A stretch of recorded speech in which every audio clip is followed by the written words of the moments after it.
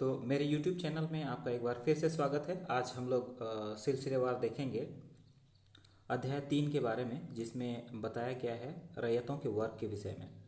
तो रैयतों के वर्ग के विषय में जो भी बातें की गई हैं, ये धारा 12 से लेकर 26 तक की गई हैं।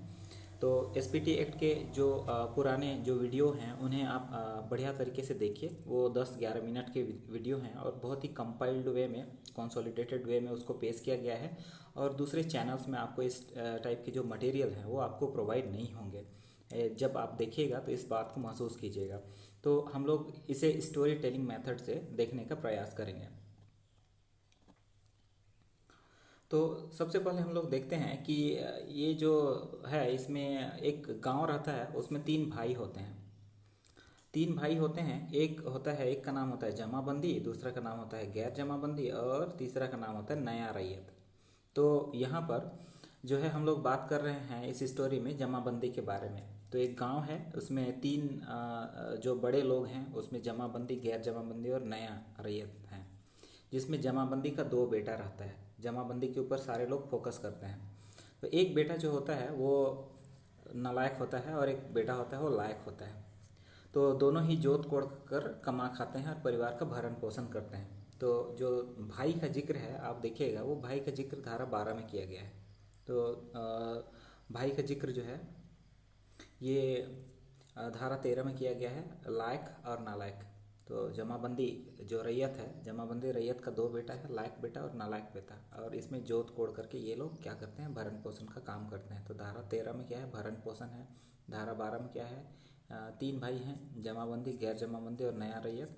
जमाबंदी का 2 बेटा है, लायक बेटा और नालायक बेटा। ये धारा 13 में बताया गया है। इसमें धारा 14 में क्या कहता है कि क्या होता है कि जो जमाबंदी का जो जमाबंदी और जमाबंदी का लायक और नालायक दोनों बेटा होता है, इसको भूस्वामी बेदखल करने का प्रयास करता है लेकिन असफल हो जाता है।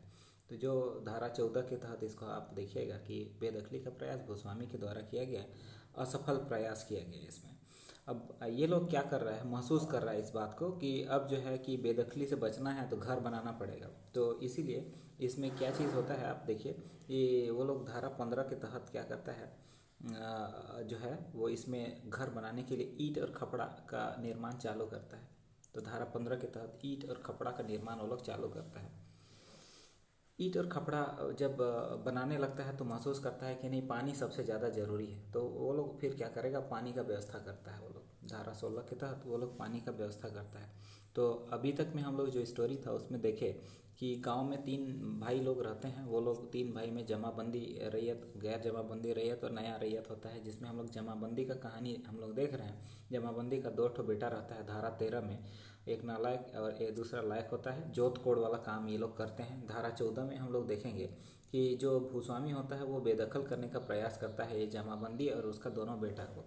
बेदखली का प्रयास 14 में होता है। तब ये लोग महसूस करता है घर बनाने के लिए हम लोग को ईंट और खपड़ा बनाना पड़ेगा। तो ईंट और खपड़ा का निर्माण यहाँ धारा 15 के तहत चालू होता है। उसके बाद फिर क्या होता है कि ये लोग जब ईंट खपड़ा बनाता है तो देखता है कि पानी का ज़रूरत है। तो धारा 16 के तहत वो लोग पानी का निर्माण करता है।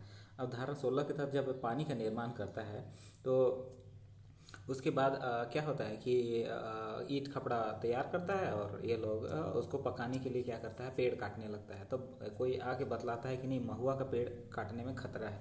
तो 17 में जो है वो महुआ का पेड़ काटने में ज़बरदस्त खतरा है। आपको जो है वो परमिशन लेना पड़ेगा, किससे, एसडीओ साहब से परमिशन लेना पड़ेगा बोल के। तो धारा 17 में बताया जाता है कि खतरा है। तो ये महुआ वृक्ष है ना, तो पेड़ वेड़ वो लोग पहले लगाया रहता है। तो पेड़ लगाता है तो महुआ वृक्ष को नहीं काट सकता है, एसडीओ का अनुमति से ही महुआ वृक्ष काटा जा सकता है। उसके बाद फिर क्या होता है कि भवन निर्माण का कार्य ये लोग का जो है वो पूरा हो जाता है। तो धारा 18 में भवन निर्माण का ये लोग का कार्य पूरा होता है। फिर क्या होता है, धारा 19 के तहत क्या होता है, जब घर वर बन गया, शादी वादी हो जाता है, तो दोनों भाई भाई में लड़ाई चालू होता है। जमाबंदी रैयत का दोनों बेटा में लड़ाई चालू हो जाता है। अब ये तो घर घर का कहानी आप लोग भी को मालूम है। तो फिर क्या होगा, ज़मीन का बंटवारा होगा और ज़मीन के साथ साथ लगान का बंटवारा होता है। तो ये धारा 19 के तहत ज़मीन और लगान का बंटवारा, जो कि जमाबंदी का दोनों बेटा के बीच में तालमेल नहीं बन रहा है। अब उसके बाद फिर क्या होगा, दोनों भाई अपना अपना भूमि का विनियोजन करते हैं यहाँ पर। तो धारा 20 में भूमि विनियोजन के बारे में बताया गया है वो लोग कि किस प्रकार से भूमि का जो है वो लोग विनियोग कर पाएंगे। उसके बाद जो है आपका अगला धारा आता है धारा 21। उसमें दोनों भाई में से एक भाई रहता है वो जो नालायक भाई रहता है, पूरा मतवार रहता है। अब मतवार लोग का जानबे कर रहे हैं क्या स्थिति होता है उसको, है ना। तो वो अपना ज़मीन को भूगुत बंद बंधा रख देता है पूरा का पूरा। तो धारा 21 में जो है भूगुत बंद बंधा के बारे में बताया गया है। उसके बाद दूसरा भाई क्या करता है, अपना जो है न्यास या ट्रस्टशिप पर खेती करने के लिए दे देता है धारा 22 के तहत। तो मतवार भाई 21 के तहत भूगुत बंध बंधा कर दिया 5 साल के लिए। और दूसरा भाई जो था वो थोड़ा सा शहर की तरफ चला जाता है, तो अपना ज़मीन को न्यास में या ट्रस्टीशिप में खेती करने के लिए दे देता है धारा 22 के तहत। मतवार भाई जो भूगुत बंध बंधा दिया था उसका अन्न कम होता है, अतः उसको ज़्यादा ज़रूरत पड़ता है जो खेत का, उस इसलिए अपना जो टाँड़ होता है उसको बदलायन में दे देता है धारा 23 के तहत। तो उसका जो है धारा 23 के तहत जो है वो बदलायन में चला जाता है। अब उसके बाद फिर क्या होता है, जब बदलायन में चला जाता है तो फिर वो जो है बदलायन को आपको रजिस्ट्री करना पड़ता है। तो धारा 24 के तहत मतवार भाई क्या करेगा, उसका जो उसका भूमि जो रहता है जो बदलायन में दिया था उसका रजिस्ट्री या निबंधन करना पड़ता है। अब इतना कुछ हो जा रहा है, अब बुरा दौर चल रहा है, ठीक है। अब इसके बाद फिर क्या होता है, जब जाता है तो पता चलता है कि नहीं, जो रजिस्ट्री या निबंधन जो करना पड़ रहा है उसको, तो उसके बदले में उसको शुल्क का भुगतान करना पड़ेगा। जो स्टाम्प ड्यूटी है, स्टाम्प टैक्स है, उसके बारे में, है ना। तो ये धारा 25 में जो है उसका जिक्र किया गया है। तो धारा 25 में इसके बारे में बताया गया है कि वो जो है शुल्क का भुगतान करता है उसको। उसके बाद फिर क्या होता है कि बाद में बताया जाता है कि देखो भाई, अब शुल्क का भुगतान हो गया, रजिस्ट्री हो गया, शुल्क का भुगतान हो गया, अब तो तुमको कोई आपत्ति नहीं होगा ना। तो ये आपत्ति नहीं होगा, ये बात को धारा 26 में इसका जिक्र किया जाता है कि ज़मीन में ट्रांसफ़र अब उसको कोई आपत्ति नहीं होगा। इसके लिए उसको करेक्शन स्लिप मिल जाता है। तो ये धारा 26 में इस चीज़ का उल्लेख किया गया है। तो एक बार फिर से रिपीट करते हैं हम लोग कि धारा 12 में है कि 3 प्रकार के रैयत होते हैं। धारा 12 में 3 प्रकार के रैयत हैं। धारा 13 में है जमाबंदी का 2 बेटा होता है और दोनों जोत कोड़ करके कमा खाते हैं। तो जोत कोड़ का अधिकार, धारा 13 में जोत कोड़ का अधिकार है। धारा 14 है भूस्वामी द्वारा बेदखली का प्रयास किया है, तो बेदखली के विरुद्ध संरक्षण के बारे में जिक्र किया गया है धारा 14 में। धारा 15 में है कि ईंट और खपड़ा बनाने का अधिकार जो है कोई टैक्स नहीं देना पड़ेगा, वो धारा 15 में इसका जिक्र किया गया, ईंट खपड़ा वाला जो है कहानी। धारा 16 में जलाशय का निर्माण होता है ईंट खपड़ा के लिए। 15 में जो जिक्र किया गया उसके लिए पानी का जरूरत पड़ेगा, तो जलाशय का निर्माण धारा 16 के तहत किया जाता है। 17 में क्या होता है कि पेड़ काटता है वो लोग जो ईंट खपड़ा बनाया था उसको पकाने के लिए, तो पता चलता है कि महुआ का पेड़ नहीं काटना है, एसडीओ की अनुमति से ही महुआ पेड़ काटा जा सकता है।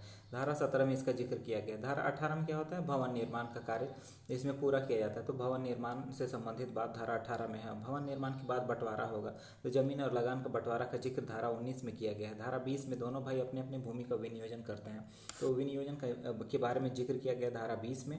उसके बाद धारा 21 में है कि मतवार भाई अपना जमीन का भूगुत बंद करता है, तो भूगुत बंद बंधा का जिक्र है वो धारा 21 में भूगुत बंद बंधा का जिक्र किया गया है। उसके बाद जो है एक भाई जो है बाहर चला जाता है कमाने के लिए, तो वो अपना ज़मीन को न्यास या ट्रस्टीशिप में खेती करने के लिए धारा 22 के तहत दे देता है। उसके बाद जो है बाद में जो भूगुत बंद दिया गया था उसको अपना टाँड़ जो है बदलायन में देना पड़ता है, क्योंकि अन्न का उत्पादन कम हो रहा था। तो ये जो है बदलायन का जिक्र है धारा 23 में, बदलायन का जिक्र किया गया है। धारा 24 में जो है मतवार को बदलायन भूमि को रजिस्ट्री या निबंधन करना पड़ता है, यह धारा 24 में इसका जिक्र किया गया है। तो यहाँ पर बदलायन भूमि को रजिस्ट्री या निबंधन करना पड़ रहा है। ये निबंधन करने के बाद फिर क्या करना पड़ेगा, तो उसको शुल्क का भुगतान करना पड़ेगा। तो धारा 25 के तहत जो है उसको शुल्क का भुगतान करना पड़ता है। और धारा 26 में है कि जमीन ट्रांसफ़र पर उसे कोई आपत्ति नहीं होगी, उसका करेक्शन स्लिप मिल जाता है। तो इस प्रकार से ये जो है वो बहुत ही एक्लूसिव मैनर में इसके सभी धाराओं को इसमें कवर अप कर दिया गया है। इसका डिटेल अब हम लोग स्टार्ट करते हैं। धारा 12 कहता है आपका रैयतों के प्रकार के बारे में। तो रैयतों के प्रकार के बारे में तो पहला होता है निवासी जमाबंदी रैयत। जैसे मेरा कोई गांव है और उसमें मेरा ज़मीन है और हम उसी गांव में रह रहे हैं और उसी गांव में रह रहे हैं, उस ज़मीन पर कमा खा रहे हैं, तो हमको जमाबंदी रैयत कहा जाएगा कि गांव में रहने वाला होगा और पैतृक आवास उसी गांव में होगा, रहेगा भी और पैतृक आवास भी उसी में, तो उसको निवासी जमाबंदी रैयत कहा जाएगा। गैर निवासी जमाबंदी रैयत के तहत क्या आएगा, पैतृक आवास तो गांव में रहेगा परंतु रैयत जो है वो गांव में नहीं रहेंगे। तो वहाँ पर पैतृक आवास भी है, भूमि भी है, लेकिन वह व्यक्ति जो है वहाँ रांची में रह रहा है, वो अपना गांव में नहीं रह पाता, लेकिन उसका ज़मीन जगह घर दूरा सब चीज़ है, उसको गैर निवासी जमाबंदी रैयत कहेंगे। उसके बाद जो है नया रैयत, जो व्यक्ति नया रैयत के रूप में अभी अभी अभिलेखित किया गया है, कुछ ज़मीन वमीन खरीद के वहाँ का जो है वो धारण किया है। धारा 13 में है। धारा 13 में जोत कोड के बारे में बताया गया कि बिना मूल्य नष्ट किए गए इसमें जोत कोड किया जा सकता है। मूल्य नष्ट किए बिना उस जमीन का जोत कोड किया जा सकता है। तो जमीन का जो प्रवृत्ति है, प्रकृति है, उसमें परिवर्तन नहीं करना है। धारा 14 क्या बतलाता है कि ये बेदखली से सुरक्षा के बारे में बताया गया है इसमें, कि डीसी के आदेश के बिना रैयत को बेदखल नहीं किया जा सकता। अगर बेदखली का कोई आधार होगा तो डीसी का आदेश ही होगा, उसके अतिरिक्त और दूसरा कोई बात नहीं होगा। धारा 14 में ये बात बताया गया है। धारा 15 कहता है कि जो उसमें रैयत होगा वो ईंट और अपना ज़मीन में ईंट और खपड़ा का निर्माण कर सकता है और इसके लिए उसे किसी भी प्रकार का कोई टैक्स नहीं देना पड़ेगा। तो ये धारा 15 कहता है कि उसे किसी भी प्रकार का टैक्स नहीं देना पड़ेगा। धारा 16 क्या कहता है? टैक्स फ्री जलाशय के बारे में बतलाता है इसमें। तो धारा 16 कहता है कि जो व्यक्ति है वो जलाशय का निर्माण कर सकता है ना, विभिन्न प्रकार के जलाशयों के विभिन्न प्रकारों का निर्माण कर सकता है, उसमें मत्स्य पालन करेगा और इसमें जो पैसा आएगा उसमें भी उसको कोई टैक्स वैक्स नहीं देना पड़ेगा। वो जो है इसके संबंध में बतलाता है। धारा 16 जो है वो जलाशय का निर्माण इत्यादि के बारे में बतलाया जाता है इसमें, और मत्स्य पालन के बारे में धारा 16 कहता है, और इसमें कोई टैक्स को चुकाना नहीं पड़ेगा। धारा 17 क्या कहता है? धारा 17 कहता है कि जो रैयत होगा वो क्या करेगा? वृक्षारोपण करेगा, वृक्ष की कटाई कर सकता है, लाह और रेशम की खेती कर सकता है उसमें। और क्या कहता है कि महुआ का जो वृक्ष होगा वो एसडीओ या अनुमंडल पदाधिकारी को डाक पत्र के द्वारा सूचित करके ही उसको काट सकता है। तो महुआ वृक्ष को नहीं काटा जा सकता, 17 में खतरा होता है हम बताए थे, और एसडीओ या अनुमंडल पदाधिकारी की अनुमति के आधार पर ही जो है इसको जो है महुआ का वृक्ष को काटा जा सकता है। 18 है, ये भवन निर्माण के बारे में बतलाता है कि जो रैयत है अपनी उस भूमि पर जो है वो भवन का निर्माण कर सकता है। धारा 19 क्या कहता है? धारा 19 कहता है जोतों का विभाजन और लगान का वितरण। अगर जोत का विभाजन भाई भाई के बीच में जो है जमीन का बंटवारा होगा, जोत का विभाजन होगा, तो उसी अनुपात में उसके लगान का वितरण भी किया जाएगा। और बंटवारा अगर इसको कोर्ट में होता है तो जो है वो लगान कोर्ट द्वारा तय किया जाएगा। और अगर जमीन का तो बंटवारा किया गया लेकिन रेवेन्यू का अगर बंटवारा नहीं किया गया है तो रेवेन्यू का बंटवारा के लिए डीसी को एप्लीकेशन दिया जा सकता है। जब लगान या लैंड रेवेन्यू 3 रुपये से कम हो तो जोत का विभाजन या अपखंडन संभव नहीं है। यानी कि जोत का विभाजन 3 रुपये से अधिक वाले जमीन पर ही संभव होगा, अदरवाइज संभव नहीं होगा। तो उसके बाद जो है आपका आता है धारा 20 के बारे में। धारा 20 क्या कहता है? भूमि का विनियोजन कानून के अनुसार ही होगा। जो भी जमीन से संबंधित जो भी बातें होगी वो कानून के अनुसार ही होगा, है ना। बिक्री जो होगा वो एसटी टू एसटी ही होगा, है ना। दान जो है विधवा माँ अपनी पत्नी के लिए आधा से कम वो जमीन जो है वो दान दे सकता है, लेकिन बेटी या बहन को है इसमें दान नहीं दिया जा सकता। जमीन का दान जो है बेटी या बहन को नहीं दिया जा सकता। धारा 20 बतलाता है विधवा माँ और पत्नी के लिए आधा से कम जमीन दिया जा सकता है। बिक्री जब भी होगा तो एसटी टू एसटी ही होगा। लीज जो होगा वो लीज के बारे में इसमें बताया गया है, उपायुक्त की अनुमति से ही लीज दिया जा सकता है, वो भी अधिकतम 1 वर्ष के लिए, और प्रत्येक बार 1 वर्ष की अवधि को फिर से इंक्रीज किया जाएगा।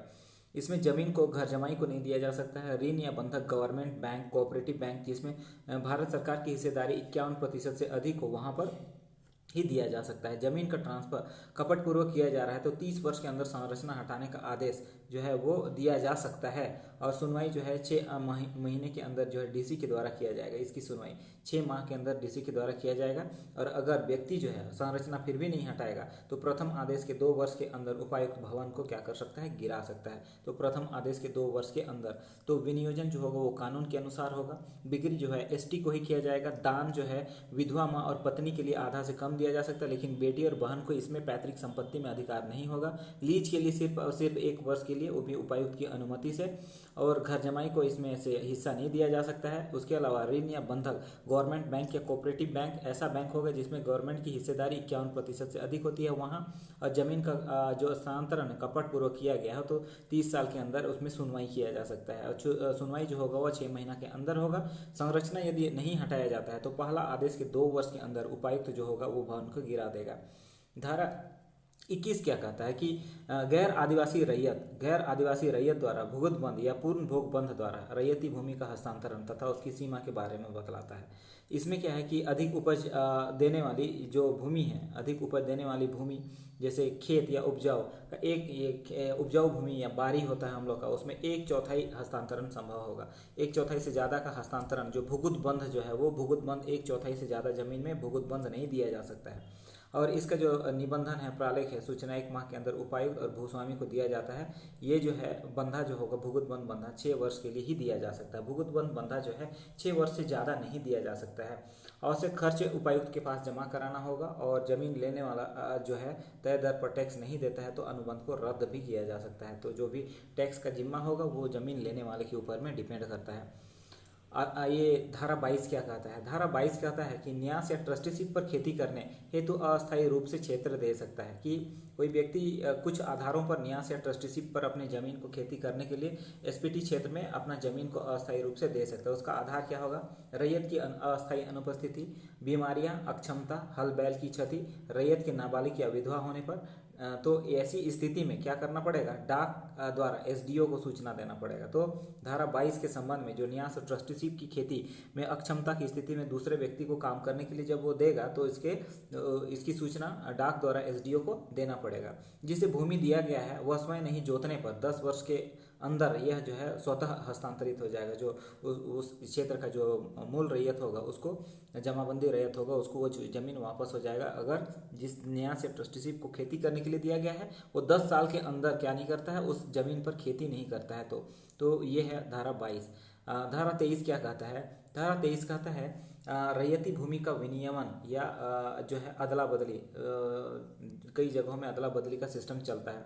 इसके लिए आप उपायुक्त को डीसी को आवेदन देना पड़ेगा। उसके बाद जो है अदला बदला सापेक्षिक होना चाहिए। ऐसा नहीं कि 10 लाख का ज़मीन का वैल्यू वाला के बदले में 10,000 का ज़मीन दे दिया बंदूक सटा के, तो वैसा पॉसिबल नहीं है, एक्सप्लॉइटेशन संभव नहीं है। इसलिए अदला बदली जब भी होगा मूल्य के आधार पर, उत्पादन के आधार पर वो सापेक्षिक होना चाहिए। कारोबार कभी भी गुप्त नहीं होना चाहिए। और खेती ना करने के बाद इसमें भी क्या होगा? 10 वर्ष के बाद जोत परित्यक्त समझा जाएगा। तो विनियमन के बारे में बताया गया है धारा 23 में।